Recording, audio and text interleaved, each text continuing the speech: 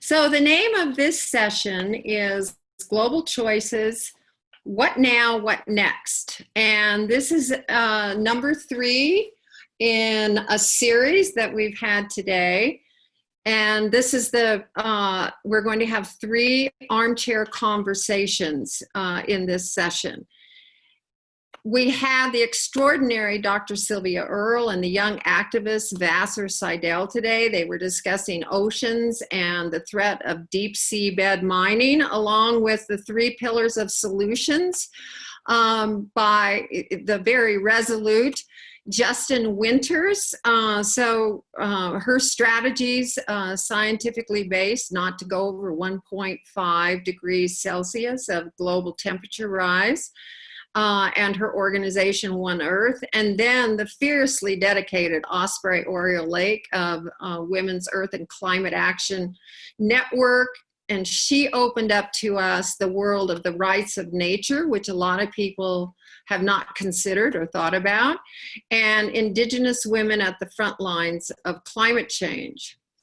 So our next conversation is equally compelling and critical to solving the whole climate change challenge. And that is protecting what we have and restoring what we've lost.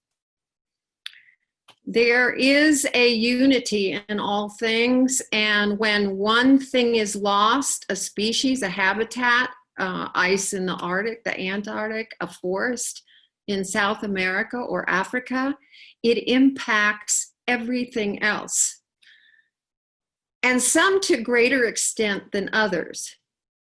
But anything that's lost in nature diminishes us personally, and it affects all other beings. So our third conversation in this series of 3 conversations, and this is the last one for the day, a call from the wild and why it matters. And we're going to be taken from the Arctic to Africa. And we have 2 amazing women with us today, Astrid and Sally Jewel Cox. And they are 2 of the most passionate, dedicated, committed wildlife conservationists and climate activists that you will find anywhere in the world. Astrid is 13 years old and became interested in saving wildlife when she was 5. So she has spent more than half of her short life working on behalf of the wild ones. And Sally Jewel Cox is the founder of the Bonobo Conservation Initiative and has spent more than 20 years protecting bonobos in the jungles of the Congo. And a lot of people don't know bonobos, what they are. They're one of the great apes, of the 4 great apes, and they are closest in DNA to humans. And think about wild creatures today, what they have to survive. They have to endure climate change and habitat loss, pollutions that make them sick, and unfortunately, the silence of so many human hearts that don't reach out to protect them, but not our next 2 speakers, I can guarantee you that. Because when you find what you love and you live your life to show it, it makes a difference. And that's what these 2 women are doing. So Shie, please introduce your comrade in climate activism, Astrid Dieterman.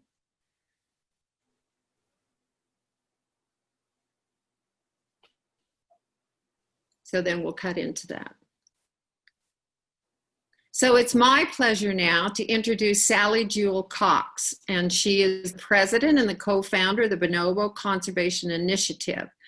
And she's known by the villagers as Mama Bonobo. She has worked tirelessly for 20 years to protect them, preserve the Congo rainforest, and empower the Congolese communities as leaders in conservation.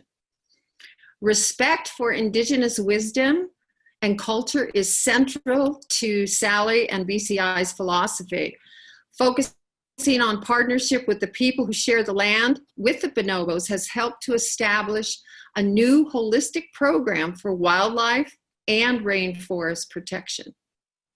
Under Sally's leadership, BCI collaborates with partner organizations, the DCR government, and local communities to manifest their vision for the bonobo peace forest. And this is an amazing accomplishment. It's a network of nature preserves spanning more than 13,000 square miles to date and growing, and some 9 million acres.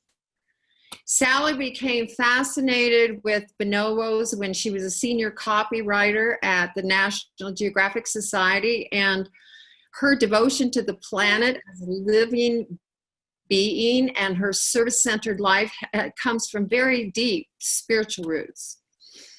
So I would like to, at this moment, I wanted to introduce Sally, but we're going to start with Astrid in this conversation.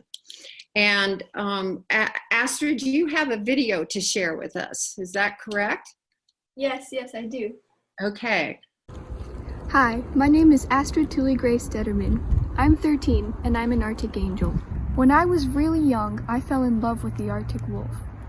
I dreamt of these playful, majestic creatures that roamed free and brought balance to their environment. I wanted to be just like them, and I wanted to protect them and all other living creatures. That's why I started EPIC Animals. EPIC stands for Every Person Initiates Change, and it's a call to action. As a 5-year-old pup living in Washington, D.C., my habitat was very different. I witnessed the power of advocacy and lobbying to protect nature. I quickly learned to roam the halls of Congress myself and to stand my ground before the strange creatures on the Hill. By age 6, I testified for animals before the Maryland State Legislature and made a difference. This experience awoke me to the idea that kids' voices have a special magic to them, a grace. My interest in the Arctic was further developed when I met Annemette, an art teacher from Greenland. She told me about her Inuit students and how they felt forgotten. It seems so crazy and unjust to me that these kids, at the epicenter of climate change, young voices the whole world is talking about, didn't realize their powerful place in the story of our generation. I knew I needed to change that if I could. Every single child, and especially a First Nations child, has this power. We kids simply need permission to tap into it and the tools to project it. That's where I focus the efforts of my nonprofit EPIC Animals. We empower kids to speak up for animals and for the environment, and to help them translate their voices into lasting cultural, political, and institutional change. I deeply love my partners at Arctic Angels as well, because of their bold vision for the Arctic, and our shared belief that what is needed to transform our planet is a change in consciousness and the empowerment of kids to lead the way. Astrid, absolutely amazing. And you were first inspired when you were 5 years old, and I was told that you were 5 years old when you founded EPIC Animals. Yeah. That must be the youngest person to found a nonprofit organization that I've ever heard of anyway. That is amazing. I know that you've spent a lot of time of your, of your short life fighting against oil drilling in the Arctic National Wildlife Refuge. And can you tell us how you found your way to a spiritual gathering of the Gwinnett Nation in the Arctic Circle? How did that happen? Yeah, so very early on, I decided that I was going to fight for the polar bears and for the porcupine caribou and against oil drilling in the Arctic because the situation was so serious. And actually, while I was lobbying against oil drilling, I met Bernadette, who is a fearless Gwich'in leader. And she told me all about why the porcupine caribou are so important to the Gwich'in culture. But she also told me that if this oil drilling were to happen, it would drive the porcupine caribou away from their sacred breeding grounds, and this would have horrible effects on the Gwich'in community. When I spoke to Bernadette, I really felt like she understood my passion for animals. And she actually invited me to attend the Gwich'in Gathering, which is 120 miles above the Arctic Circle. Wow. Wow, that's pretty deep inside the world of ice. How did you get there? I'll never forget the day our tiny plane landed in the Arctic village, and we were met with a huge hug from Bernadette as she welcomed us to the gathering. I actually gave a speech at the gathering, and when I spoke, I used the time to encourage young Gwich'in children to speak out against the problems they're facing in their community, because I believe they have the most authentic voices. I also met my friends Jaslyn, Natalie, and Lexine. I hope you're listening. Hi, guys. I remember one especially beautiful afternoon. We set off on a small 8-wheel vehicle with the lead hunter, Charlie, and we went up this mountain to the hunter's camp, which was just before the peak of the mountain. And when we stopped there, we had a long conversation with Charlie about what it means to be a hunter for the Gwich'in. In my ignorance, I had assumed that the hunters couldn't really have a deep connection with these animals. But Charlie explained to us that when they hunt the animal, they thank it for giving life. And I really learned about the spiritual link that these people have with the porcupine caribou. A few days later in the village, I finally got to meet Gilbert, who was the revered tribal chief and also the spiritual leader at the Episcopal Church where he ministered. And we attended one of his sermons, and during the sermon, he would call out to people in the pulpit. He'd say, "Hey Sarah, hey David, remember when?" And then he'd tell some story of their interactions with the porcupine caribou and with the other animals, all the while incorporating morals from the Bible. Oh, also, where there's usually a cross in the church, there was just a giant window looking off into the wilderness.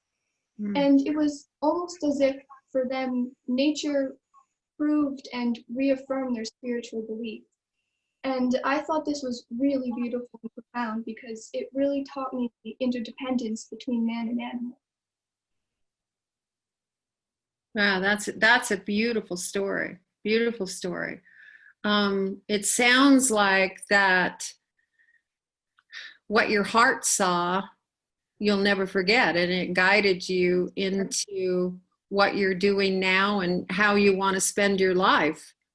Yeah, for sure. So tell us about you're the very first of 10 founding Arctic Angels of the organization Global Choices. Share with us what are the Arctic Angels? What is that all about? What are they doing? Well, for those of you that might not know a lot about the Arctic Angels actually grew out of Global Choices, and it's run by our host Sally and her partner Inga. Arctic Angels is a growing network of young activists around the world that are focused on stopping the ice crisis, as well as the exploitation of the Arctic, the Antarctic, and the global commons as a whole. We're really focusing on sharing the idea that you can't grow ice and that the resources we have are finite. We're also building bridges to policymakers and getting kids engaged in advocacy. Now, when global commons, I'm talking about the interdependent super systems that are critical to all life on Earth. That includes the oceans, the atmosphere, biodiversity, and forests. We tend to treat them like they're infinite, but the melting of the ice and even COVID-19 have proven that that's not true. I am so honored to be the first Arctic Angel, and I am so proud of the partnership Arctic Angels has with Epic Animals. Actually, when Inga approached me after my speech at the Vatican and explained to me that their mission was to protect creation through a shift in consciousness, and also that they believed in the power of youth forces to make a change, I was blown away because that's exactly the mission of Epic Animals too. Also, when I was told about their plans for the Arctic, I was so proud to be associated with them because I believe it's really that boldness of thinking that's going to make a difference in the world. The chance to support this incredible vision and also to work in partnership with these women and girls has been the chance of a lifetime. I think most people don't realize this, but my generation both human and animal, has huge stakes in the future of the poles. And we need to bring that message to everyone, especially world leaders. And Arctic Angels makes that possible. Terrific. Yeah, that's exactly right. And the global commons belong to everybody, and they can't be divvied up by nation states or corporations that have short-term goals to cash in on whatever riches they think may be there, melting ice or any place else, like deep sea mining, which we heard earlier. We heard about earlier today. That's terrific, and Arctic Angels is growing by leaps and bounds. And I just want to thank you for being the first one to step in, the first founding angel. So, what do you see for yourself for your advocacy in the future? Well, long term, my mission is to roll back the endangered species list and save as many endangered species as possible. Of course, that's a little bit complicated, so I developed a simple solution. Since I believe so deeply in the power of kids' voices to make a change, I'm going to set up a global speakers bureau that's filled with kids from all around the world. These kids will be at the front lines of poaching, deforestation, global warming, many of which will be indigenous kids, and I'm going to give them opportunities to share their authentic voices. I'm also going to work in partnership with the organizations that I think will best leverage my time for the biggest impact. For example, in Kenya, China, and Japan, Epic Animals is partnered with Africa ASAP, and I'm sure we will be able to stop ivory poaching and also slow the animal trade that led to COVID-19. Of course, in the Arctic, Epic Animals is partnered with Global Choices, and we're going to stop oil development, free shipping, and reverse global warming. And to all these fights, I'm going to bring civics training so we can engage young people in smart activism. That is a big agenda, and I love it because we have to have that kind of courage and that kind of vision in your generation. Hat off to you, Astrid. That's fabulous, fantastic. I want to segue now to Sally, because she is working on a huge, and has been a huge vision, and works in a global commons, the Congo forest. And I have followed you, Sally. Welcome, welcome.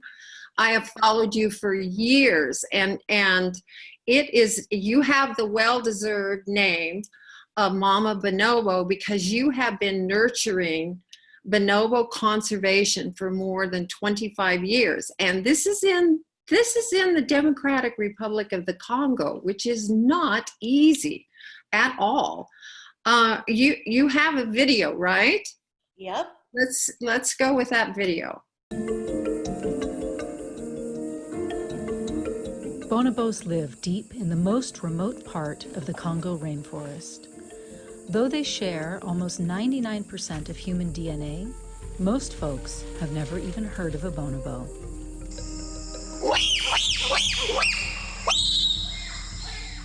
For their survival and for ours, it's time that we get to know them. Bonobos are remarkable for their intelligence, their compassion, and their social structure. They use affection rather than aggression to resolve conflict and reinforce social bonds. Bonobos are found only in the very remote jungles of the Congo rainforest, which is second in size only to the Amazon, and its rainforest harbors incredible biodiversity and plays a critical role in sequestering carbon and maintaining Earth's climate. If it is lost, so are we. Thankfully, there is a plan underway that can save both bonobos and vast areas of the Congo rainforest. The Bonobo Conservation Initiative has partnered with indigenous communities and the government of the Democratic Republic of Congo to create the Bonobo Peace Forest, a connected network of community-managed reserves that protects bonobos, preserves the rainforest, and promotes local leadership and well-being. The Peace Forest is a project of the Bonobo Conservation Initiative, or BCI, which was founded by Sally Jewell Cox. The bonobos have really served as a flagship species in our work to protect them. It has led to protecting many millions of acres of incredibly important and biodiverse rainforest. Just up to now, we have officially protected over 9 million acres of bonobo habitat, with over 2 million acres ready to be protected. But what's so amazing is that the bonobo itself has been truly the motivator to protect these huge, large tracts of rainforest. In the last 30 years, the human population of the Congo has doubled, while the number of bonobos has been cut in half. If these trends continue, we will lose them as a species. Humans are bonobos' greatest threat. We are also their greatest hope. By supporting the Bonobo Conservation Initiative and the Bonobo Peace Forest, you can help create a future for bonobos and all life on Earth.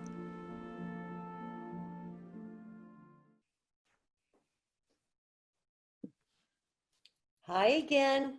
Happy Earth Week. Hello. Hello. This is the mask I've been wearing these days. Luckily, I found it in my backpack left over from the last time I was visiting the bonobos in the forest. None of us likes wearing them. They get hot, as I'm sure you've all noticed too, and steamy, especially in the humid tropical forest. And they sort of put a crimp on communing with the bonobos, who observe us as closely as we observe them. A lot of communication with bonobos happens through facial expression, eye contact, and energy, body language. They are extraordinarily intelligent and sensitive to our every move, and they're sensitive to our illnesses too. So that's why we've been wearing these masks in the forest well before this pandemic to protect bonobos from catching bugs from us. In fact, bonobos are particularly susceptible to human respiratory illnesses, including colds and tuberculosis. And because of our genetic similarity, we share almost 99% of the same DNA.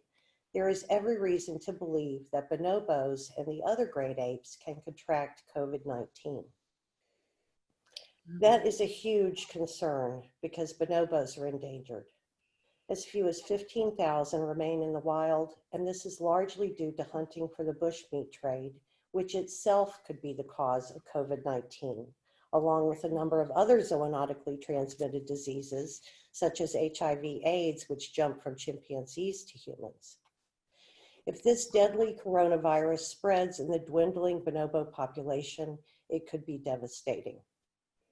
Large groups of chimps and gorillas have perished due to the Ebola virus, which of course has also claimed thousands of human lives in Africa. COVID-19 attacks the lungs. The Congo and the Amazon rainforests are the two great terrestrial lungs of Mother Earth, and we have been attacking them relentlessly at a rate that is frankly suicidal for ourselves and for all living things. Not only do they provide the oxygen we all need to breathe and huge stocks of fresh water, and let's not forget medicinal cures, they regulate rainfall and weather patterns all around the world, and they sequester billions and billions of tons of carbon. Protecting these forests is really the low-hanging fruit of mitigating climate change. But we're not just attacking the precious lungs of our planet by chopping down trees, clearing land for livestock and agriculture for an ever-expanding human population.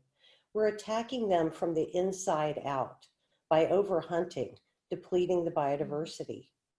The forest needs animals to disperse seeds and to maintain the overall health of the ecosystem. In some areas in Central Africa, we're seeing completely empty forests where the forest has been totally emptied out. The UN Secretary General has just called for a global ceasefire for humans to stop killing each other with weapons during this pandemic. What if we had a ceasefire on wildlife? There's a resounding call for this now to end the wildlife trade, both for bushmeat and the trade in live animals. But for the bushmeat trade to stop, we need to address the underlying issues that drive it. People engage in bushmeat hunting for the commercial trade because they have no other means of making a living. That's why in the Bonobo Peace Forest, we take a systems approach. We work with Indigenous communities to develop solutions together that address both the needs of the forest and the livelihood needs of the local people. The well-being of one depends on the well-being of the other. It's all interconnected. It's now being recognized at long last that Indigenous people are the best stewards of the rainforest, of their ancestral lands, with statistically 2 to 3 times less deforestation in these areas. They are leading the effort in the Bonobo Peace Forest, and they need our help. I want to give a huge thanks to EarthX and its indefatigable leader, Trammell Crow, for committing to offset its carbon footprint next year by supporting the Bonobo Peace Forest. Yay, EarthX! The Bonobo Peace Forest is all about people coming together to forge a new path. It's about cooperation and enlightened leadership. Interestingly, bonobos provide a great example of the kind of peaceful collaboration we all need in order to move forward in a new and better way. It's also notable that among bonobos, females lead the group.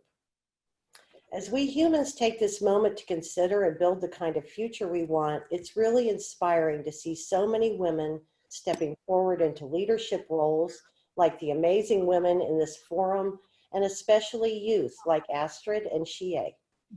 Even in this precarious moment, there are so many reasons to be filled with hope. We have a wonderful opportunity to get it right, to develop green economies with renewable energy and resources in the Congo and beyond. So during this great pause, let's all take a big, deep breath and reimagine the world we want to live in. Thanks. Thank you so much, Sally. Thank you very much. I'm almost drawn to some tears here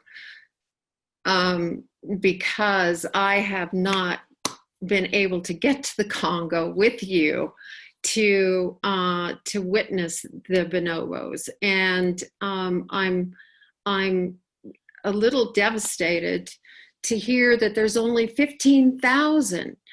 How many were there originally estimated? Well, you know, no one really knows for sure because it's very difficult to survey for bonobos, and they weren't even studied until the mid-1970s, a full decade after Jane Goodall started studying the chimps and Diane Fossey was with the mountain gorillas. But estimates by the UN put the original population maybe at around 270, 300,000. Wow. It's been small. You see, bonobos are rare to begin with. There are many more chimpanzees, for example, who have a much, much larger habitat. The bonobos are just in that, you know, their habitat is just south of the Congo River, like you saw in the video. So it encompasses about 500,000 square kilometers. So, you know, bonobos are just rare, a rare species. But nobody really knows the real number. What we do know is that they have disappeared, you know, in great numbers from what they used to be. Yeah, particularly from the time that you started really monitoring them in the 70s. Yeah. One of the things that's so fascinating among the great apes is that they are matriarchal, not patriarchal, and that it's love, not war. There's a lot that we could learn from their social structures. I read somewhere, and I don't remember the name of the woman, but she said looking into the eyes of a bonobo made her feel like looking into the eyes of the missing link, because they are so close to us in so many ways. And I'm glad that you touched on the bushmeat market, because people are really wondering how that works. I know it's a cultural thing. In some places, you said it was commercial because that it's required for to make a living. Has bushmeat been one of the main problems with keeping bonobo population? Absolutely. It's the number one threat to the species, along with, secondly is habitat destruction. But, bonobos only have one infant every 4 or 5 years. So when you hunt bonobos, they don't bounce back. And this is part of the education. We're actually launching a big bonobo SOS campaign that we're working on right now, and with increased vigor because of this COVID-19 threat, which is also a huge threat. But when we got going, people didn't, many, and even now, many hunters, they don't know that bonobos are endangered. They don't know that it's against the law to hunt them. And we've made a lot of strides over the years in educating more and more people, including, provincial police forces that didn't know how precious the species is, and that it's only in their country, in the Democratic Republic of Congo. So this is a real aspect of how to attack or how to deal with the problem of bushmeat hunting, because it's very different to hunt a cane rat or a diker or a bush pig that reproduce in great numbers much more frequently than a bonobo. And one of the most effective things that we have done is simply build on indigenous taboos against hunting bonobos.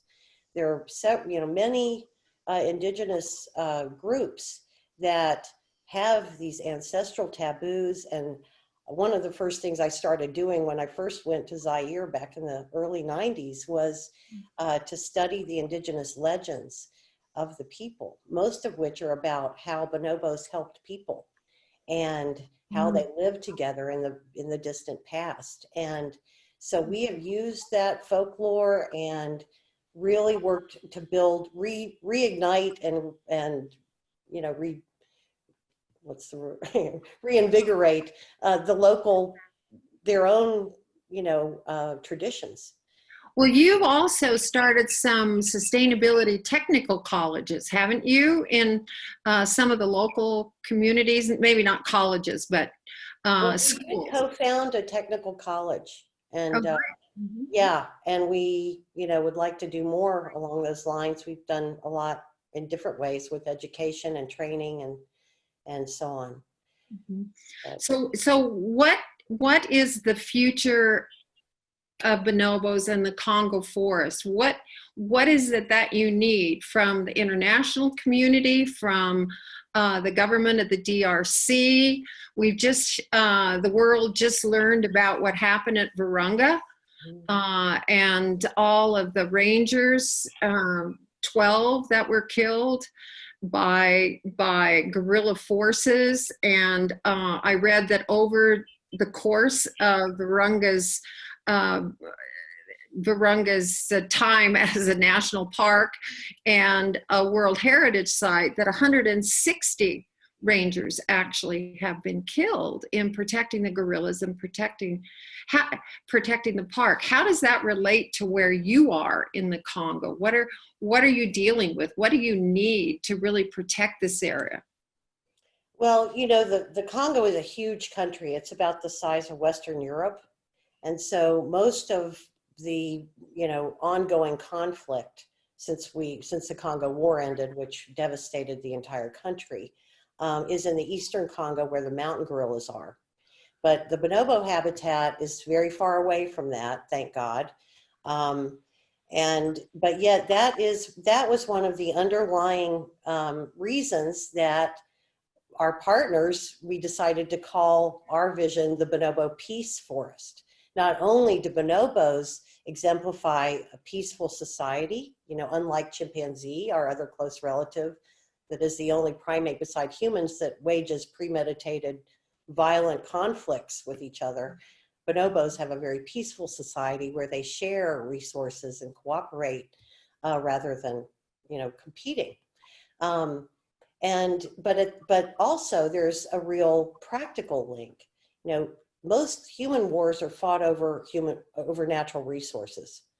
And certainly the conflicts in the Eastern Congo, and those rangers, those Virunga rangers, were actually killed by militia while they were protecting villagers. They weren't even on duty with the guerrillas when they got killed. They were trying to help the people. But that is really another practical link. Wise and equitable management of natural resources is the key to lasting peace. So with the Bonobo Peace Forest, it is about that. It's about locally based governance, and certainly the national government of the Democratic Republic of Congo has been very supportive of it. The Peace Forest was just endorsed officially in a press conference last year at the UN, and we're really grateful for their support. So, well, peace and sustainability are twins. You're never going to have enduring peace without sustainability, and vice versa. They go together. They have to go together. And a lot of people don't understand that connection, that relationship.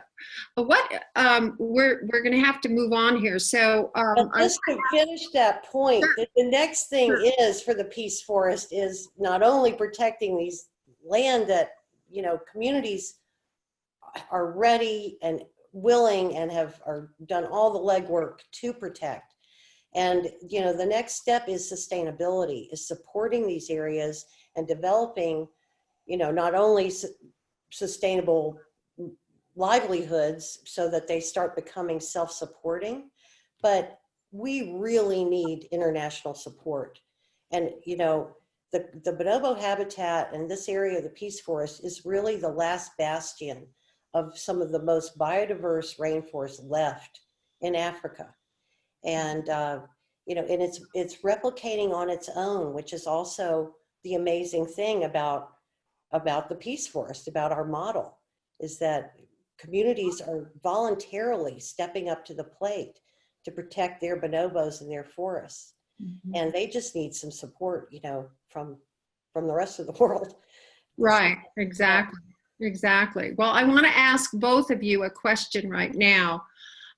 Do you think that this great pause that COVID-19 has compelled humanity to take, and we've seen that this reprieve of humans not in hypermobile form and not doing what they usually do, it has given a great reprieve for Mother Earth. And how do each of you see this affecting your work, or new pathways, new ways of thinking about how you're going to go forward in your advocacy? Or what kind of advantage do you see that this has given us as a human species, the human species? Sally? Okay. Well, actually, there is a real gift in it. It's as tragic as this pandemic is. I think that the pause has a great many benefits that we as a species ourselves really need. For one thing, look how nature is bouncing back. In just 2 months, we're seeing the air is clearer, the birds are singing more. Nature will heal itself if we just give it a chance. And I think we're also really understanding, this pandemic probably sprung from bushmeat hunting, from zoonotic transmission. And it's all connected. Disease is environmental. We have to take care of our planet because it's our life support system, and we're all connected. And it seems to me that there's, at least I hope, that there is an awakening, and that we are all not only going inward in our own selves. I mean, I know that we're taking this time to chart our course, you know, to take a deep breath and stop the rat race and really think and work on new strategies, new partnerships, new ideas to do a better job. And so I think, you know, that's part of the gift of this. Astrid, what are your thoughts? Well, I often say that we need to think beyond what is and imagine what will be. You know, who would have guessed that this single act of cruelty inflicted on a poor defenseless animal in Wuhan, China, would set into motion events that have changed every continent. During this period of isolation, we're kind of being forced to stop and to listen to the cry of the earth around us. I believe this is a second chance to rethink the impact that our actions have on the environment, as well as to focus on what really matters in life and our interconnectedness to all creatures. And I believe that just as that single act of cruelty in the wet markets of China has caused a global crisis, a single act of compassion for a defenseless creature or a fellow man can ignite a global change in consciousness. I do believe that thoughtful responses to seemingly intractable problems that are refined collectively and shared generously address fundamental questions of our time. And in my mind's eye, I see a planet awakening and teeming with love once again.